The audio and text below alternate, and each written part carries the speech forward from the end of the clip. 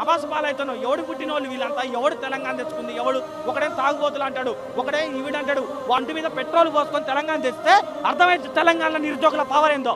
చెప్పు తీసుకొని కొట్టాలి ఒక్కొక్కని తెలంగాణ విద్యార్థులు అంటే. తెలంగాణ అస్తిత్వం తెలుసా వాళ్ళకి? తెలంగాణలో ఏ జిల్లాలో ఏముంటారు తెలుసా? ఈ జీవో చేసినోడు తెలుసా? ములుగుల ఎస్టీలు ఎక్కువ ఉంటారు, మహబూబాద్లో ఎస్టీలు ఎక్కువ ఉంటారు, సూర్యాపేటలో బీసీలు ఎక్కువ ఉంటారు. ఏ జిల్లాలలో ఏ ఎక్కువ ఉంటారో తెలియని వ్యక్తి ఇప్పుడు ములుగు పోతాడు, ములుగులు అందరికీ 3% ఇస్తాడు. ఎస్టీలు ఎక్కువ ఉంటారు, వాళ్ళ ఎస్టీల పరిస్థితి ఏంది? సూర్యాపేట బీసీలు ఎక్కువ ఉంటారు, బీసీల పరిస్థితి ఏంది? మా తెలంగాణ ఎట్లుందో నీకు తెలుసా? వాడు తెలంగాణలో పుడితే తెలంగాణ అస్తిత్వం, తెలంగాణ ఏ జిల్లాలో ఎవడు ఏ జనాభా ఉంటారని తెలుస్తుంది. నువ్వు తీసుకొచ్చి 40 లక్షలు ఖర్చు పెట్టి సుప్రీంకోర్టు మెట్లెక్కుతున్నావు. మేము వచ్చాము సుప్రీంకోర్టులో ఆడ రైల్వే స్టేషన్లో మేము పండుతాం, నువ్వేం ఏసీ గదులను పంతావు. నువ్వు ఎవడికి అసలుకి నీకు ఏ హక్కు ఉందని నువ్వు ఏసీ గదులను పంతావు మా డబ్బులతోటి? మేమేం ఫుట్పాత్ మీద పండాలా కోర్టు కేసు రోజు? కళ్ళమ్మ నీళ్ళు వస్తానే 18 మందిని చంపారు. నీకు కూడా ఏదో ఒక రోజు అలాంటి సాగు వస్తుంది. మేమందరం తెలంగాణలో టపాసులు వేసే సాగు వస్తుంది.